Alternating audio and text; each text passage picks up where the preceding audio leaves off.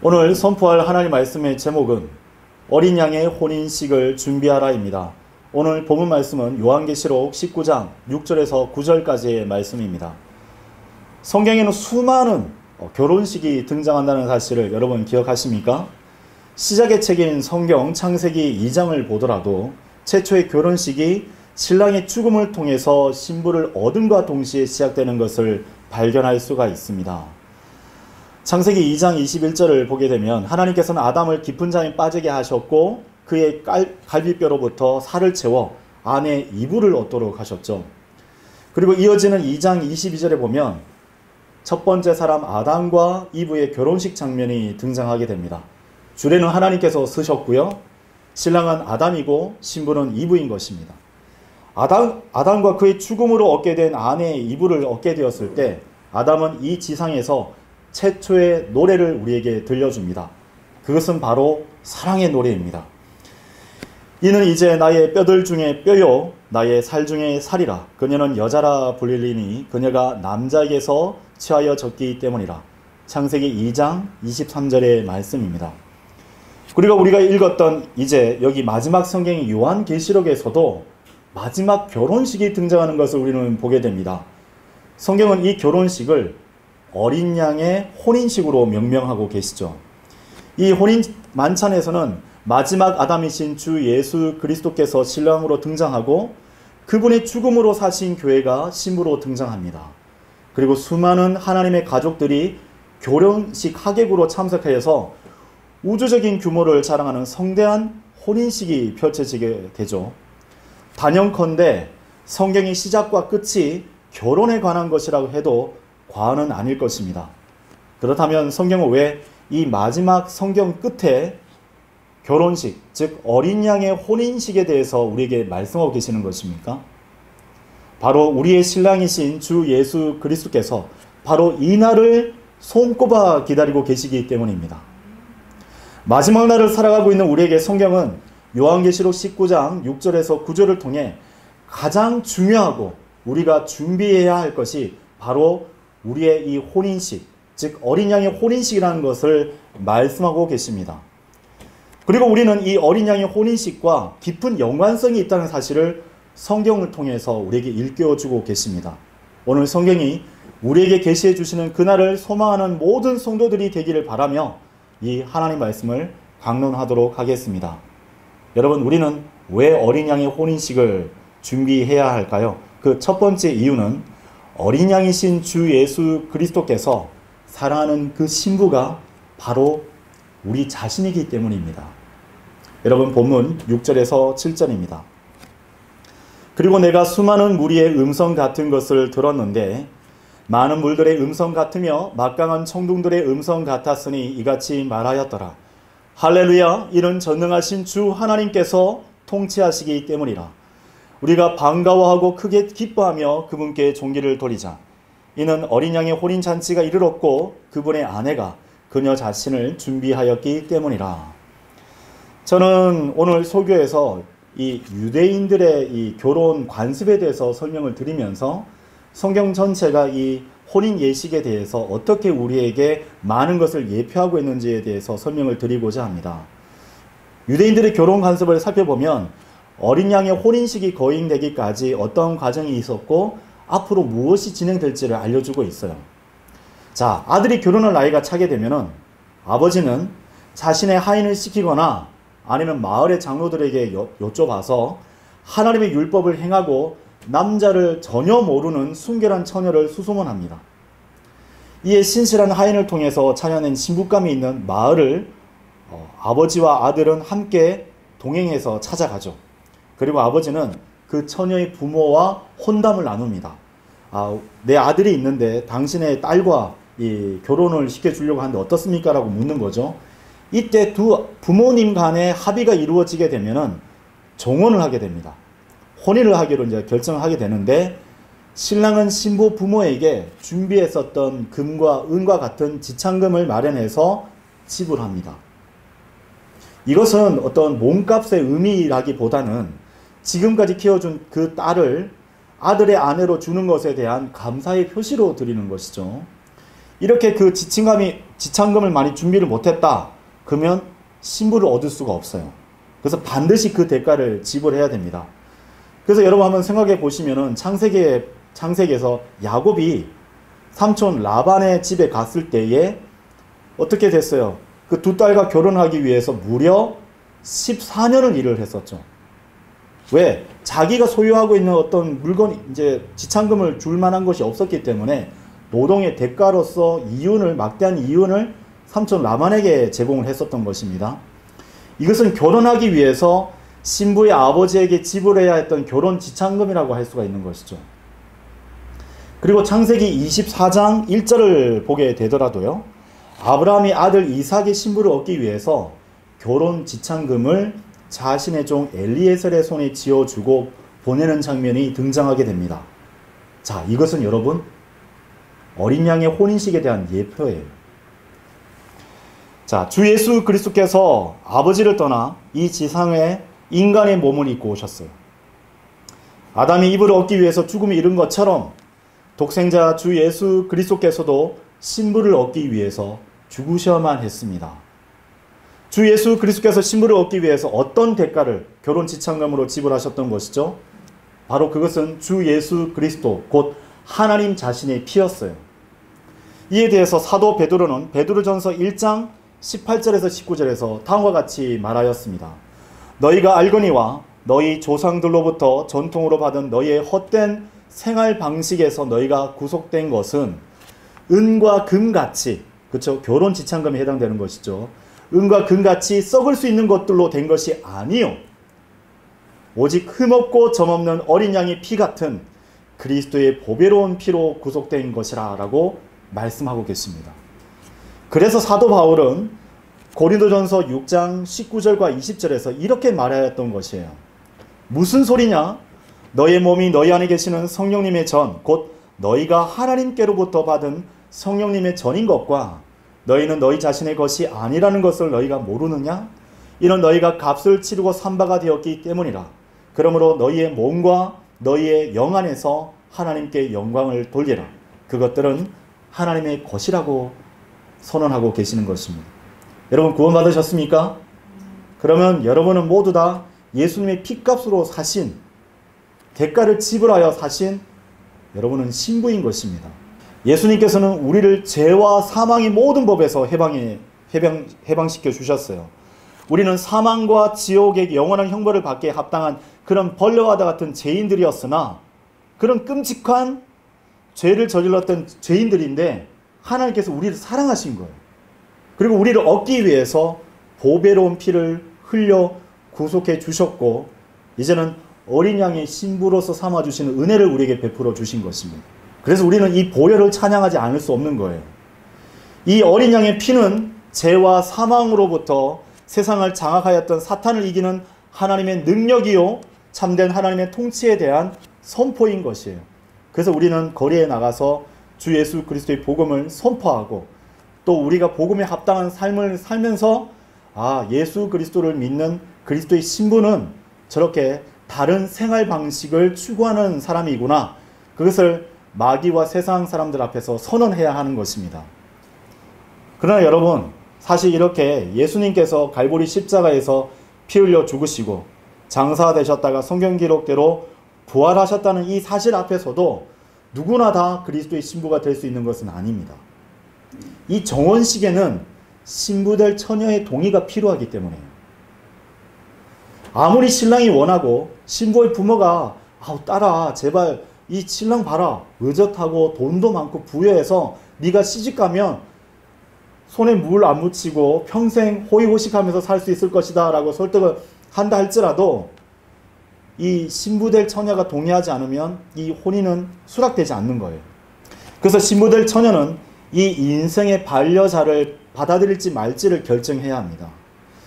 여자의 부모가 지참금을 받고 아들이 그 신부될 처녀에게 가서 포도주를 한 잔 따라주면서 이렇게 권유합니다. 나는 당신을 나의 아내로 맞이하기를 원합니다. 이 포도주를 당신이 받아준다면 나는 당신을 위해서 기꺼이 나의 생명을 다 바쳐서 사랑할 것입니다. 자, 이 고백 앞에서 이 유대인 전승에 따라서 처녀가 그 잔을 받아 마시게 되면요, 그 종혼은 승낙하게 되게 된 것입니다. 성립이 되게 된 것이에요. 이처럼 우리가 죄인이었을 때에 주님께서 우리를 먼저 하셨어요. 근데 봤는데 흉악한 죄인이에요. 하나님의 원수예요. 어찌 보면 십자가의 원수와 같은 그런 존재들이죠. 근데 하나님께서 미리 다 아시고 우리를 먼저 사랑하사 갈보리 십자가에서 우리를 위해서 기꺼이 다 이루신 거예요. 그리고 그 죽음으로 그 사랑을 나타내신 주 예수 그리스도의 복음을 우리가 하나님의 은혜로 우리가 듣게 된 것입니다. 여러분, 로마서 10장 9절에서 10절에 이렇게 말씀하고 계시죠. 내가 만일 너의 입으로 주 예수를 시인하고 하나님께서 그분을 죽은 자들부터 살리신 것을 너희 마음속에 믿는다면 너는 구원을 받으리라. 이는 사람이 마음으로 믿어 의에 이르고 입으로 시인하여 구원에 이르게 되기 때문이라고 성경은 말씀하고 계십니다. 한 번도 본 적이 없는 신랑을 받아들이겠다고 신부가 고백했을 때 여러분, 예수님께서 얼마나 기뻐하셨겠습니까? 우리는 신랑 대신 주님께서 우리가 예수님을 구주로 믿고 받아들인다고 했었을 때 매우 기뻐하셨을 것이에요. 저 하늘에서는, 저 하늘 낙원에서는 사람들이 큰 한호성과 함께 기뻐하였을 것입니다. 한 명의 혼이 또 예수님을 받아들였다고 크게 한호성을 지르면서 박수를 쳤을 것이에요. 창세기 24장 57절을 여러분 찾아보시겠습니까? 창세기 24장 57절을 보게 되면요, 아브라함의 종이 리브카의 오라비와 어미를 찾아가서 이삭과의 혼인을 위해 지창금과 서약을 받는 광경이 등장합니다. 이때 그들이 리브카를 불러서 이 결혼을 받아들여 아브라함의 종을 따라갈 것인지를 물어보게 되는데요, 이때 이렇게 묻습니다. 내가 이 사람과 함께 가겠느냐 하였더라. 이에 그녀가 뭐라고 말했죠? 제가 가겠나이다 하였던 것입니다. 자, 리브카는 아브라함의 종 엘리에셀을 통해서 이삭을 알게 되었어요. 그리고 그의 신부가 되기로 마음과 행동의 결단을 내렸는데 여러분, 얼마의 시간이 걸렸는지 알고 계십니까? 1년? 2년? 10년? 아닙니다. 채 4시간도 지나지 않았어요. 엘리에셀을 만나서 이 결혼 지참금이 지불되고 이 처리하는 모든 일련의 과정들, 식사도 안 했잖아요, 엘리에셀이 일부러. 그리고 이것을 받아들이는데 4시간도 채 걸리지 않았어요. 우리가 복음을 막 전하잖아요. 그러면 예수님 믿고 당신을 위해서 십자가에서 죽으시고 부활하신 예수님을 믿고 구원 받으시겠습니까? 아니요. 할 게 아니라 우리는 네 라고 했기 때문에 바로 그 즉시 구원을 받은 것이죠. 지옥의 영원한 형벌을 받기에 합당한 죄인이 성령님의 역사심으로 구원을 받을 수 있는 복음을 알게 되었다면 망설일 필요가 전혀 없는 것입니다. 우리가 주 예수 그리스도를 믿고 주님을 구주로 영접하게 될 때에 그 즉시로 구원을 받게 되는 것이죠. 자, 창세기 24장 61절을 보게 되면요, 리브카는 성령님의 예표인 아브라함의 종을 따라 머나먼 여장을 떠나는 장면이 등장하게 됩니다. 그녀는 한 번도 보지 못한 신랑과 종혼하기 위해서 정들었던 메소포타미아의 친척들과 친구들로부터 떠나야만 했던 것이에요. 그리고 평생 동안 장막에서, 왜 이삭과 같이 사는 거는 떠돌이 생활인 거예요. 그쵸? 장막에서 순례자와 또 나그네로 살도록 운명지어진 그 남자와 생을 함께 하기 위해서 자기 고향 모든 친구들과 백성들을 잊어야만 했던 것입니다. 그녀는 아브라함의 종 엘리에셀을 통해서 이방의 모든 배경과 풍습에서 분리되어서 왕궁에서 살 자로서의 그 모든 행실들을 몸에 익혀야 하는 명령을 받았던 것이에요. 이를 통해서 구원받은 그리스도의 신부가 얻게 되는 교훈은 무엇입니까? 구원받은 그리스도의 신부는 더 이상 자기를 위해서 살아서는 안 되고 우리를 사랑하사 우리를 위해서 죽으신 주 예수 그리스도를 위해 살아가야 한다는 사실을 배우게 됩니다. 또한 성경은 교회의 예표인 리브카가 자신의 신랑인 이삭을 만날 때까지 한 가지 중요한 사실을 우리에게 알려주고 있어요. 무엇이냐? 보세요. 리브카가 이삭을 만나는 동안 성경 어느 기록에도 리브카가 도적대의 습격을 받았더라, 들짐승들의 공격을 받았더라 해서 심형상의 문제가 발생했었던 내용이 있습니까? 전혀 없죠.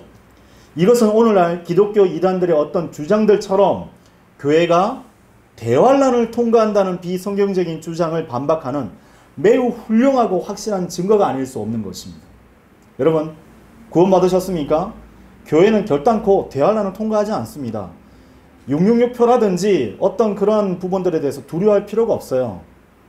만일 그렇게 여러분 알고 있으면 비성경적인 교리가 여러분의 삶을 갉아먹고 있는 것이죠.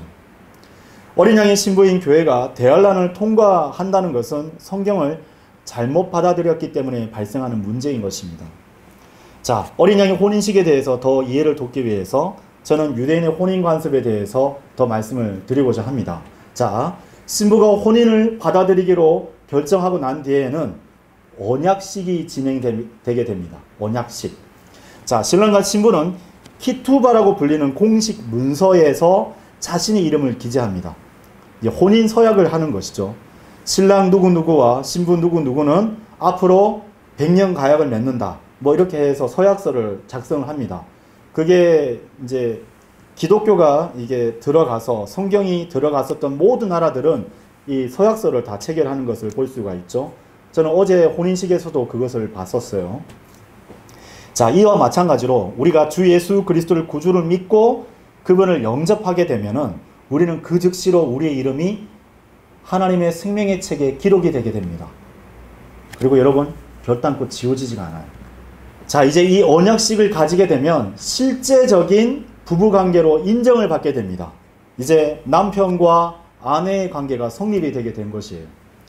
자, 유대인의 관습에 따르면 정혼한 신랑과 신부는 전통에 따라서 이날에 바로 첫날 밤을 치르는 것이 아니에요. 각자 다시 집으로 돌아갑니다. 그리고 신랑과 신부는 혼인식을 가지게 될 때까지 무려 1년 또는 2년 이상에 대한 시간 동안 떨어져 지내면서 각자 이 혼인식을 치를 수 있는 준비를 하게 됩니다. 준비. 성경은 이 기간을 정혼기간이라고 부르고 있죠. 그래서 예수님께서 우리를 위해서 십자가에서 죽으시고, 그리고 이 교회는 이 사실을 받아들였죠. 그래서 우리는 지금 어떻게 됐느냐? 정혼기간 가운데 있는 거예요. 교회 시대 2000년은. 이 정혼기간 동안 유대인의 전통에 따라 신랑은 신부와 함께 살 집을 마련하기 위해서 고향집에서 열심히 수고합니다. 신랑은 살 집의 규모와 그 구조를 결정하고 목수들을 동원해서 집을 짓습니다. 신랑은 모든 것이 다 준비되면 신랑을 데리러 오겠다는 약속을 하고 이제 떠나게 되는데요. 정혼식이 끝나고 신랑은 신부와 이제 결별하게 되면서 이렇게 말합니다.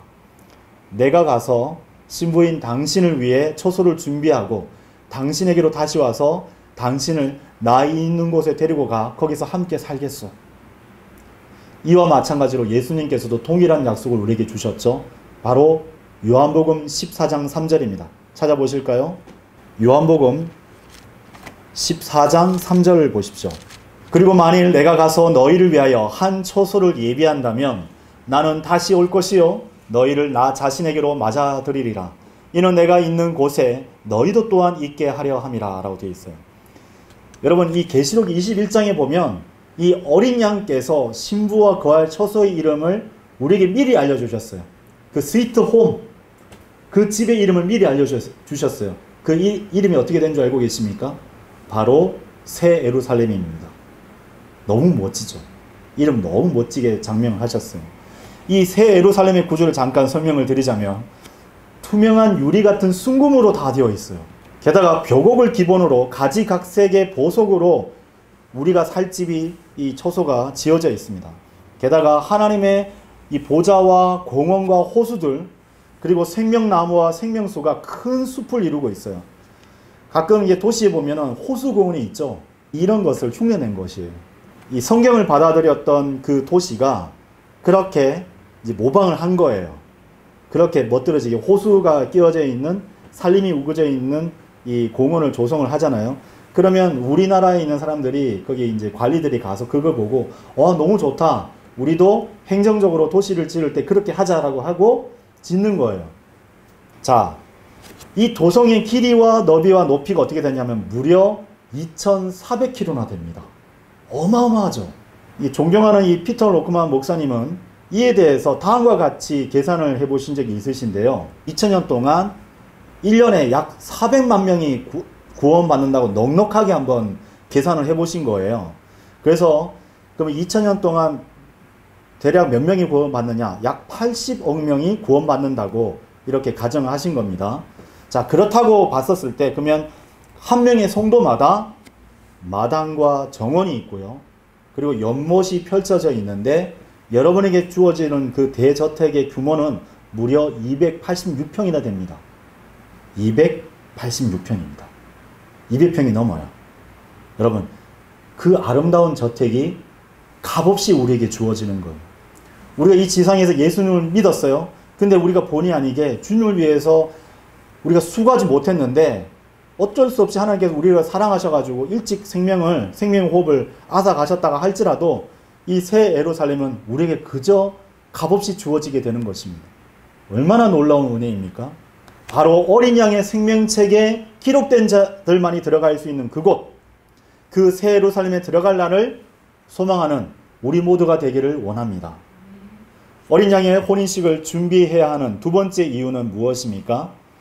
그것은 바로 어린 양의 신부는 이제 곧 오실 신랑이신 주 예수 그리스도를 위한 순결한 삶을 살아가야 하기 때문입니다. 이게 매우 중요해요. 어린 양의 혼인식이 들어가기 전에 무엇이 있죠? 자, 교회 기간 2000년이 있습니다. 그러면 교회는 하나님의 나팔 소리와 함께 어떻게 되죠? 공중으로 몸이 변화받아서 들림받게 되죠. 들림받게 되면은 바로 그리스도의 심판석 앞에 서게 되고 우리가 점이나 주름진 것이나 그 모든 것들이 그리스도의 심판석 앞에서 나오는 불로서 정결함을 입게 되는 거예요. 그렇게 정결케 된 이제 그리스도의 신부가 바로 어린 양의 혼인식에 들어가게 되는 것입니다. 그래서 우리가 지상 삶 가운데서 순결한 삶을 살아왔는지에 대해서 하나님의 평가가 이루어지게 되는 것이죠. 본문 8절입니다. 그리고 그녀가 정결하고 희고 고운 아마포로 차려 입혀지도록 그녀에게 허락되어도다. 이는 고운 아마포가 성도들의 의이기 때문이라 라고 되어 있어요. 자, 이 정원은 이제 성경을 통해서 살펴보면 모든 면에 있어서는 결혼과 동일합니다. 근데 완성된 것은 아니에요. 결혼식이, 혼인식이 이루어져야만 신랑과 함께 살 수가 있게 되는 거거든요. 그냥 정원 기간이 있는 거예요. 이 둘은 아직 한 몸은 이루지는 못했지만 신랑과 신부 각자의 마음속에 늘 언제나 서로 사랑하고 또 함께 살 것을 바라면서 살아가야 되는 것이죠. 그래서 정혼한 신랑은 떠나기 전 자신의 신부가 될 아내에게 따로 준비한 선물을 주게 되는데요. 그것은 정혼한 것을 제발 잊지 말아 달라 라는 뜻이기도 하고 또한 감사의 마음을 표시하는 것이기도 해요. 그래서 유대인 신랑이 초손을 마련하고 준비하는 동안 유대인 신부는 신랑이 다시 와서 데리러 올 때까지 순결을 지키며 신부 수업을 하게 됩니다. 그래서 이 땅에서 결혼을 앞둔 신부는 신랑을 기쁘게 하기 위해서 신부 수업을 하게 돼요. 나쁘끄럽게도 형제님들은 그리스도의 신부이기 때문에 여러분도 신부 수업 가운데 있으신 거예요. 자, 그렇다면 그리스도의 신부된 교회, 우리 각자는 장차 오실 그 그리스도를 맞이하기 위해서 이 땅에서 어떻게 살아가야 하는 것입니까? 여러분, 혼인에게 있어서 가장 중요한 것은 무엇일까요? 바로 순결입니다. 순결. 아담의 신부이자 아내였던 이브는 어땠습니까? 순결해야만 했는데 이브는 이 부분에 대해서 실패하고 말았던 거예요. 출애굽기와 신명기에는 정혼한 처녀가 다른 남자와 만일 정혼하게 이제 동침하게 되면 그렇게 해서 몸을 더럽힐 경우에는 어떤 처벌을 내려야 하는지에 대해서 상세하게 설명하고 있습니다. 돌에 맞아 죽어도 합당하다라고 율법은 명명하고 있는 것이죠. 자, 신부가 사는 동네에 총각이 한 명도 없겠습니까? 불온한 생각을 가진 사람이 한 명도 없을까요? 시정 작배들과 남의 소유를 탐내는 자들이 굉장히 무수히 많이 있겠죠. 신랑이 오기만을 기다리는 신부는 무수히 많은 남자들로부터 자신의 몸가짐을 철저히 하고 순결을 지켜야만 했던 것이에요. 그래서 우리가 이 신약 성경 제일 앞쪽에 보면 마태복음 1장 18절에 보면 마리아는 요셉과 정혼한 관계에 있었다고 성경은 우리에게 알려주고 있죠.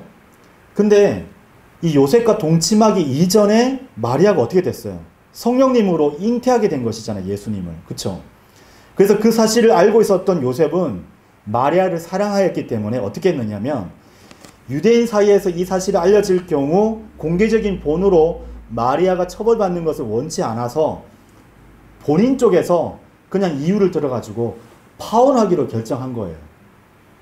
이때 근데 하나님께서 요셉을 찾아오셨고 이게 성령님으로 말미암은 역사인 것을 알려주셔서 정혼을 유지하도록 이렇게 허락했던 것이죠. 그래서 요셉이 사랑했었던 마리아의 배가 점점 불러오는 것을 보고 아주 놀라워하면서 봤을 것입니다. 그리고 말구유에 누우신 예수님을 보고 정말 놀라워했을 것이에요. 특히나 본인도 어린 시절을 보냈고 적어도 33세가 넘었을 거 아니에요. 정혼을 했으니까.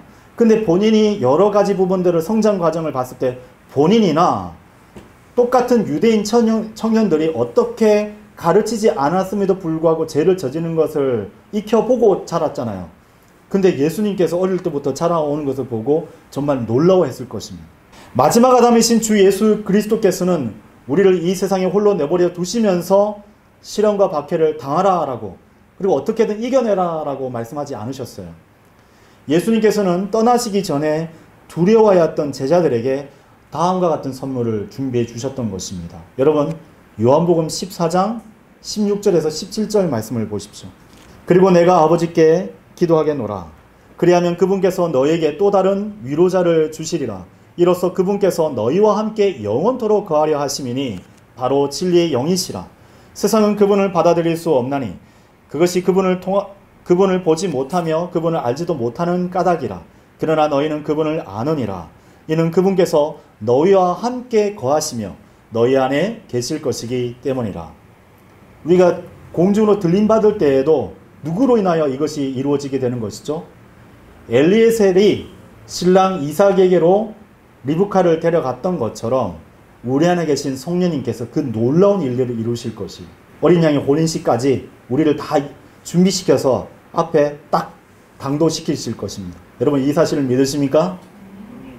주님께서는 우리의 순결과 믿음을 보호해 주시기 위해서 성령님을 보내주셨습니다. 이 성령님이 우리 안에 거하고 계시는 것이에요. 이 성령님의 선물을 통해서 우리는 신랑 되시는 예수님을 기억하고 어린 양의 혼인식을 준비하며 살아갈 것을 한순간도 잊지 못하면서 살아가고 있는 것입니다. 사도 바울은 그리스도인 몸으로서의 교회에 관해서 고린도후서 11장 2절에 다음과 같이 말하였던 것입니다. 이는 내가 경건한 질투로 너희를 질투하기 때문이니 내가 너희를 한 순결한 처녀로서 그리스도께 제시하려고 내가 너희를 한 남편에게 정혼시켰기 때문이라. 이 사도 바울은 알고 있었던 것이에요.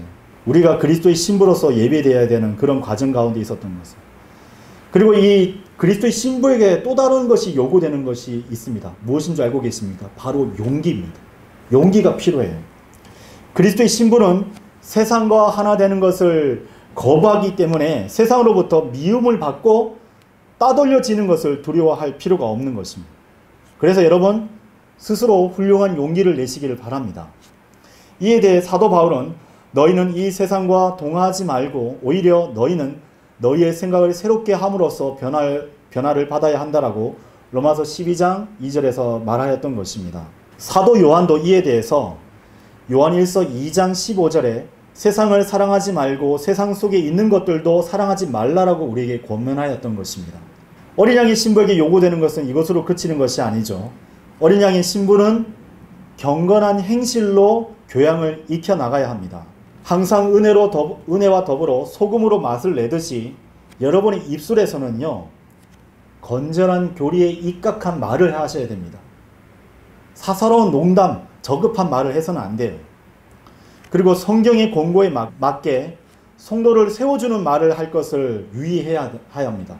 다른 상대방을 깎아내리기 위해서 뭐 형제님, 자매님 지난번에도 그렇게 하셨잖아요 라면서 깎아내리고 수치를 안겨주는 말을 해서는 안 됩니다. 여러분 구약에서 에스더를 떠올려 볼 수 있습니까? 에스더는 아하수에로스 왕 앞으로 나가기 전부터 무려 1년 동안 자신을 정결하게 하고 왕 앞에 좋은 그 내음을 풍기기 위해서 향기로운 그 향품을 바르면서 보냈어요. 무려 1년 동안. 그 다음에 아하수에르스 왕 앞으로 나아가서 결단을 나타내 보였던 것이죠. 이와 마찬가지로 주 예수 그리스도의 신부인 우리도 그렇게 해야 되는 것입니다. 고린도 후서 2장 14절에서 15절에 따르면 신부인 교회가 예수 그리스도에 관해서 우리가 증거를 할 때에 하나님 앞에 그리고 성도들 앞에 세상 사람들 앞에 그리스도의 감미로운 향미를 발산해야 된다라고 권면하고 있기 때문입니다. 뿐만 아니라 빌립보서 4장 18절은 이렇게 말씀하고 계신데요. 우리가 주님의 사역을 희생적으로 섬길 때 그것은 주님께 어떻게 받아들여지게 되냐면은 감미로운 내용을 내는 향이요 기쁘게 받으실 만한 희생 제물이요 하나님께 기쁨이 될 것이라고 말씀하고 계십니다. 그래서 여러분의 행실이 어떻게 해야 될까요? 경건한 행실이 되어야 돼요. 그리스도의 생각, 그리스도의 언어, 그리스도의 모든 행실들을 여러분 삶 가운데서 나타내 보이셔야만 하는 것입니다. 저는 어제 이제 주안에 있었던 그리스도인 자매가 아주 너무 아름답게 순백의 이 드레스를 입고 서 있는 광경을 무려 사회자였기 때문에 바로 옆에서 지켜볼 수 있는 영광을 누렸어요. 그것을 보면서 정말 많은 생각들과 묵상을 하게 됐는데요. 결혼식을 앞둔 신부가 준비해야 될 것이 또 있습니다. 무엇이 있겠습니까? 가장 공들이는 것이에요. 무엇을 준비해야 될까요? 바로 드레스죠. 순백의 드레스. 신부 자신이 입을 아름다운 드레스를 고르는 일이 가장 많은 시간을 투자하는 일이라고 할 수가 있는 것이죠. 그리고 그래서 어린 양의 신부인 이 그리스도의 신부인 우리도 이 혼인식에 맞추어서 준비해야 될 것이 바로 우리가 입고 가야 될 의복인 것이죠. 성경은 주님 앞에 서는 신부가 희고 정결한 아마포를 입고 서게 될 것이라고 말씀하고 있습니다. 희고 고운 아마포 옷은 바로 성도들의 의라고 말씀하고 계세요. 자, 구원받은 그리스도인들이 하나님의 말씀대로 살아가면 주 예수 그리스도를 따라가는 삶을 살아가게 되면 바로 성도들의 의가 성립되게 되는 것입니다. 교회 안에서 자신을 높이기 위해서 행사한다? 그거는 성도들의 의와는 아무 상관이 없어요. 여러분이 성도들의 의를 갖다가 성립하기를 원하십니까? 그러면 낮아지시면 돼요. 희생하시면 됩니다. 사랑하고 포기하시면 돼요. 그렇다고 해서 여러분 불의를 타협해서는 안 되는 것이죠. 자, 어린 양의 신부는 이 지상이 있을 동안에만 이 드레스를 준비할 수 있습니다. 우리가 주님을 얼마나 기다리고 간절히 기다리고 그분을 위해 어떻게 섬겼는지에 따라서 이 드레스가 형성되어져 가는 것이죠. 주님을 사랑하는 성도 여러분, 휴거가 될 때 우리에게 무슨 일이 일어나게 되는 것입니까? 주님께서 공중에서 교회를 부르실 때에 먼저 죽었던 성도들이 먼저 일어나고 살아있는 우리도 함께 그리스도와 동일한 몸으로 변화되어서 주님을 대면하게 됩니다. 그리고 우리 모두는 그리스도의 심판석 앞에 서게 되죠. 교회가 그리스도의 심판석을 통과한 뒤에 아마포가 주어진다는 것은 굉장히 의미심장한 대목이 아닐 수가 없습니다. 어린 양의 혼인식이 거행되기 이전에 처리될 필요가 있는 점이나 주름진 것이 교회에게 존재하였고 이것을 그리스도의 심판석 앞에 서 있는 불로서 정결하게 되는 과정을 거치게 되었다는 것을 우리에게 알려주고 있잖아요. 그렇다면 교회의 휴거와 동시에 변화될 자신의 몸에 걸치게 될 이 아마포 옷을 준비하지 않는 성도가 있다면 어떤 일을 겪게 되는 것입니까? 여러분 함께 찾아보실까요? 요한계시록 3장 18절입니다. 내가 너에게 조언하노니 내가 부유하게 되도록 불 속에서 정련된 금을 나에게서 사라. 그리고 내가 옷 입게 되고 너의 벌거벗음을 수치가 나타나지 않도록 흰 의상을 나에게서 사라. 예수님께로부터 사기 위해서는 어떻게 됩니까? 그에 대한 대가를 지불해야 되는데 그리스도께서 우리에게 주신 이 말씀대로 행하는 것과 깊은 연관성이 있죠. 사는 것은 여러분 대가를 지불해야 됩니다. 공짜로 얻는 것이 아니에요. 그리고 내가 볼 수 있도록 안약을 너의 두 눈에 바르라 라고 되어 있죠. 한 구절 더 보실까요? 요한계시록 16장으로 가십시오. 요한계시록 16장 15절을 보세요. 주님께서 이 공중에서 재림하실 날을 마치 도둑같이 임한다 라고 성경은 말씀하고 계신데요. 요한계시록 16장 15절 보라 내가 도둑같이 오리라. 깨어있고 자신의 의복들을 지키는 자는 복되나니 그가 벌거벗고 다니지 않아 그들이 그의 수치를 보지 않게 하려 함이라 라고 말씀하고 계십니다. 분명 그리스도의 심판석 앞에서 누군가는 오랫동안 벌거벗은 수치 가운데 자신이 드러나 있을 것이라고 말씀하고 계신 거예요. 근데 여러분 기억하셔야 됩니다. 그때 많은 성도들 앞에 내가 벌거벗은 것이 드러난다고 수치스러울까요? 지금도 그는 벌거벗은 채 살아가고 있는 것이에요. 하나님과 예수님께서 벌거벗은 것을 보고 계신 것입니다. 이것을 수치스러워해야 되는 것이에요.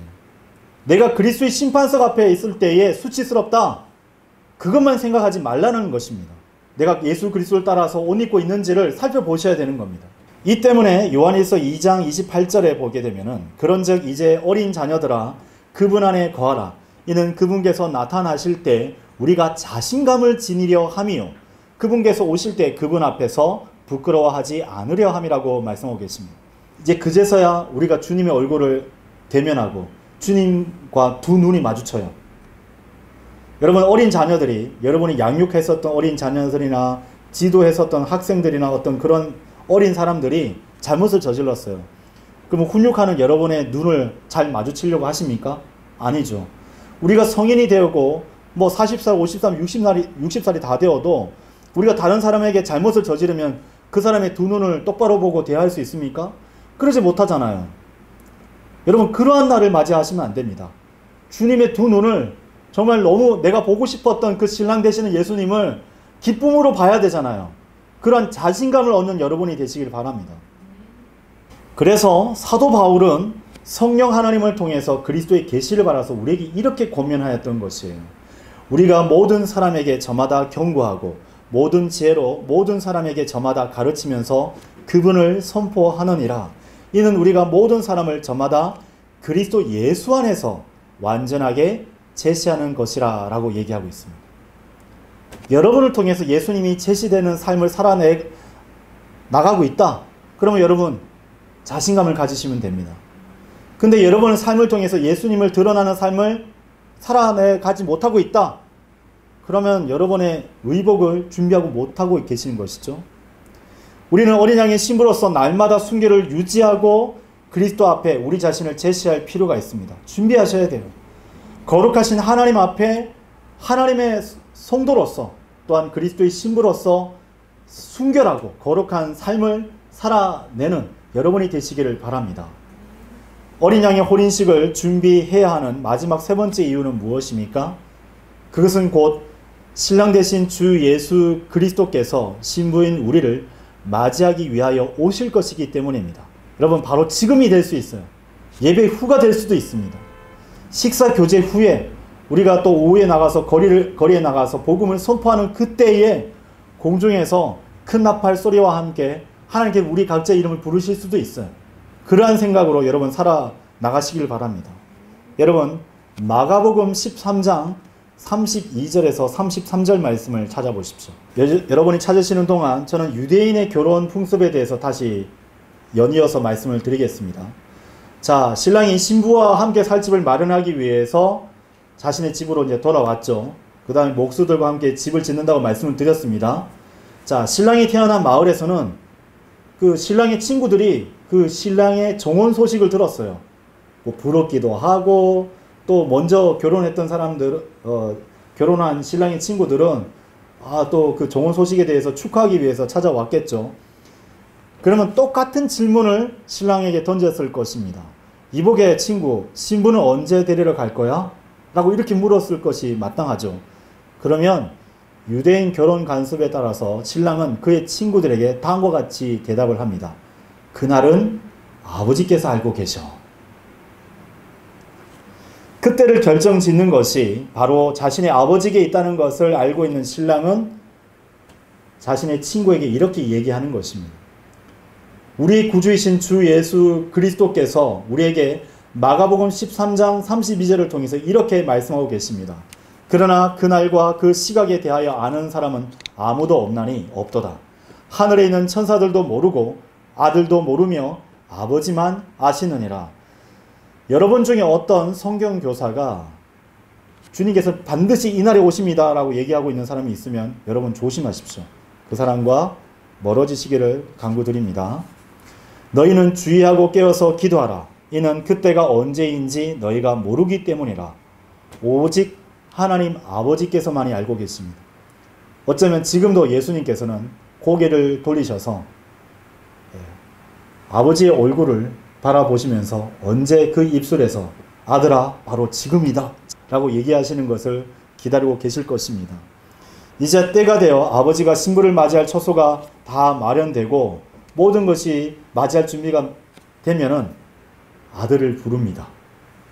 아들은 아버지의 호출이 다른 날과 다르다는 것을 눈치챘을 것입니다.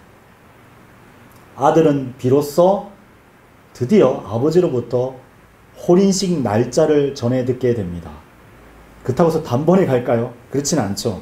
이제 아들은 아버지께서 미리 정해준 날 깊은 밤중에 사전에 모든 채비를 마친 자신의 친구들과 함께 대동해서 신부의 마을에 몰래 찾아갑니다. 그리고 모두가 잠들어 있는 그 신부의 마을의 그 높은 언덕 가운데에서 양각 나팔, 즉 소파르를 불면서 신랑이 드디어 신부를 데리러 왔다는 사실을 알립니다. 뿡 하면서 크게 울리면 이게 무슨 소리지? 라고 깜짝 놀랐겠죠.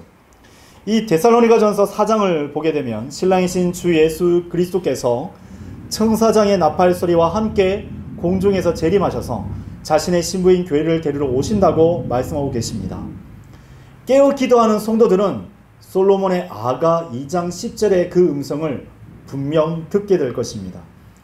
솔로몬의 아가 2장 10절에서 13절 말씀을 제가 읽어드리겠습니다. 나의 사랑을 받는 이께서 이야기하시며 나에게 이같이 말씀하셨느니라. 신부가 신랑이 자신에게 들려준 그 고백을 우리에게 알려주고 있는 것이죠. 자, 들어보세요.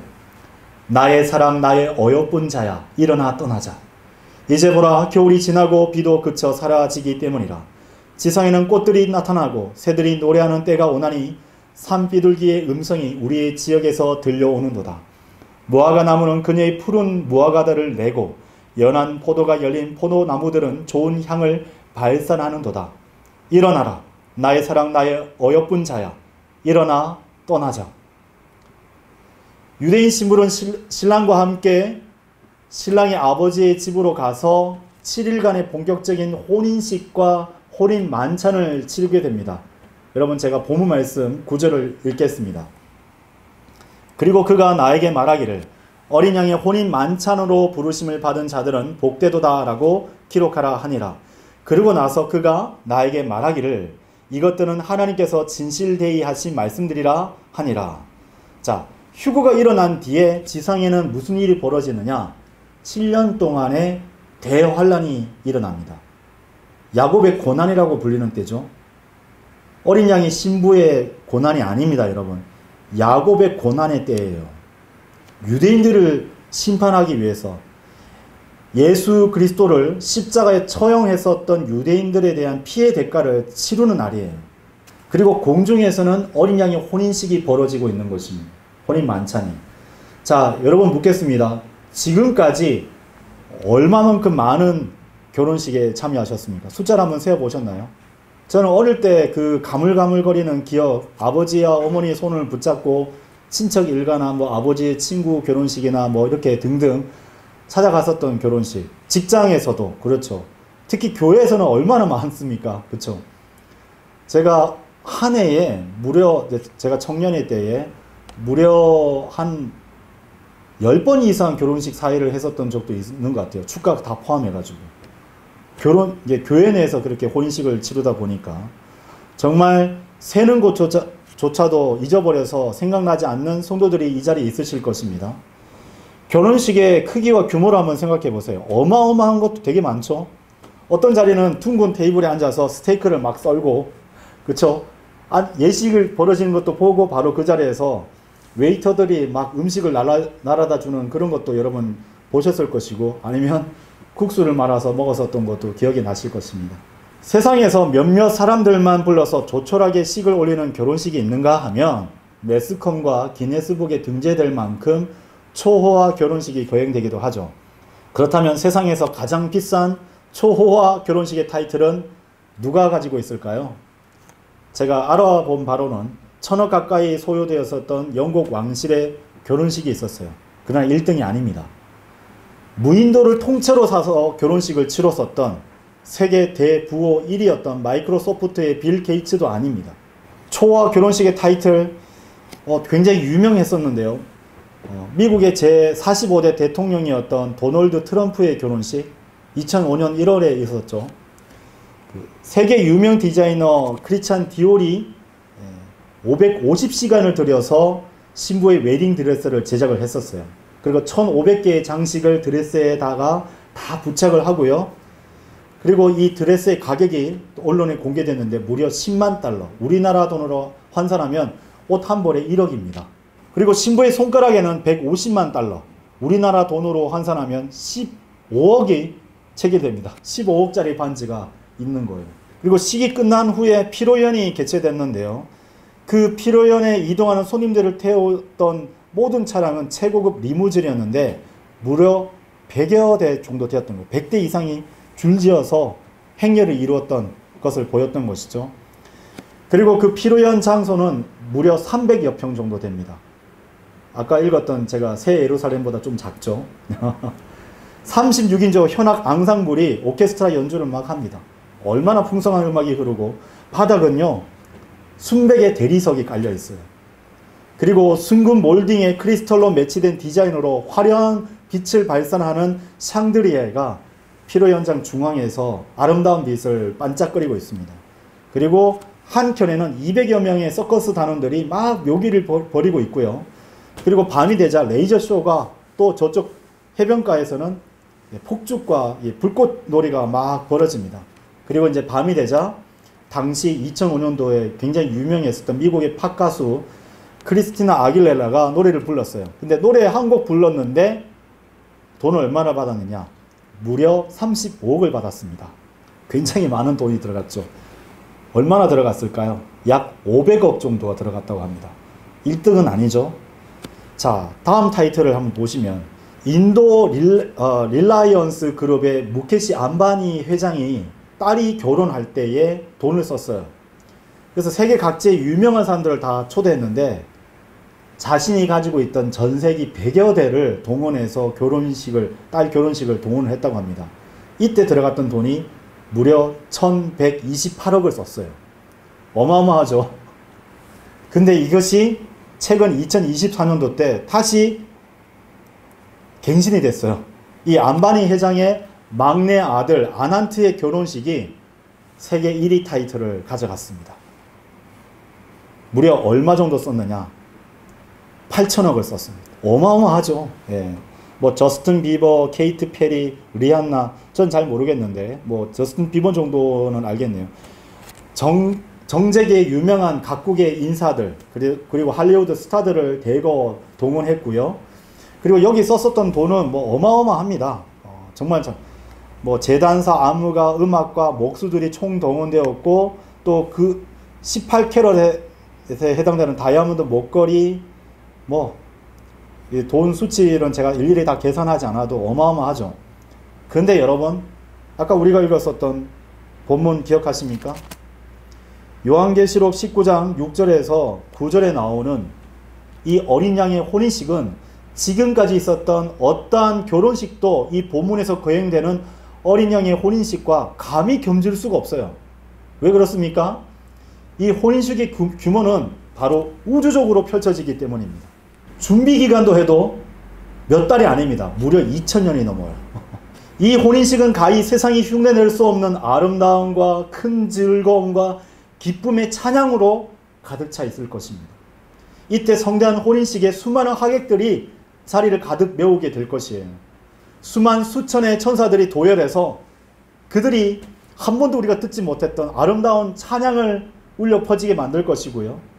율법 이전의 아브라함과 이삭과 야곱으로 대표되는 구약 성도들이 참석하고 율법 이후에 모세로 대표되는 유대인들과 예언자들 그리고 율법을 따라 구원받았던 이방인들 또 대환란 때 휴거된 이방인들과 유대인들이 이 혼인식의 하객으로 참여하게 될 것입니다.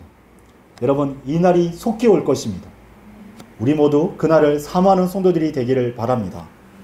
이 설교의 결론을 맺겠습니다. 그리스도의 신부에게 있어서 신랑 되신 주 예수 그리스도를 만나는 일보다 중요한 일이 있겠습니까? 여러분 있다면 여러분 인생은 지금 헛되게 살아가고 계시는 것입니다. 순결해야 될 그 어린 양의 신부의 마음은 신랑에 대한 사랑으로 가득 차 있어야 할 것입니다. 신부는 정혼한 신랑을 기다리면서 상사병이 나야 돼요. 너무 사랑하면 너무 보고 싶어가지고 음성을 듣고 싶어가지고 전화도 자주 하고 편지도 쓰고 요즘은 뭐 카톡이나 문자 보낼 수 있잖아요. 우리도 그렇게 살아가야 되는 거예요. 정혼했었던 예수 그리스도를 곧 뵈야 될 날을 사모하면서 그분의 음성을 조금이라도 듣기 위해서 보다 정확한 성경을 완벽한 성경을 찾아서 내가 그 말씀을 계속해서 읽고 묵상해야 되는 것이죠. 그분의 사랑의 편지가 여기 기록되어 있지 않습니까? 그리스도의 신부인 성도 여러분, 우리가 깊고 진한 하나님의 사랑을 알고자 한다면 어떻게 해야 될까요? 내가 하나님을 향한 예수 그리스도를 향한 사랑이 희석되어 있다면, 희미해져 있다면 여러분 어떻게 해야 될까요? 여러분 그러면 정혼했었던 그 장소로 가시면 됩니다. 바로 갈보리 언덕으로 가시면 됩니다. 여러분 그곳에 올라가 보십시오. 그리고 그 십자가를 보십시오. 거기에 매달려서 나를 위해서 신음하고 계시는 예수님의 음성을 들어보십시오. 그분의 몸은 나를 위해서 갈기갈기 찢겨져 있고 나를 위해서 흘리신 피가 바닥에 흥건하게 떨어지고 있습니다. 그 갈보리 십자가에서 여러분을 위하여 모든 모욕과 고통과 수치를 이겨내신 그 예수님을 바라보십시오. 그분께서 여러분을 먼저 사랑하셨고 그 큰 사랑을 이루어내셨던 것입니다. 여러분 이제 시간이 얼마 남지 않았습니다.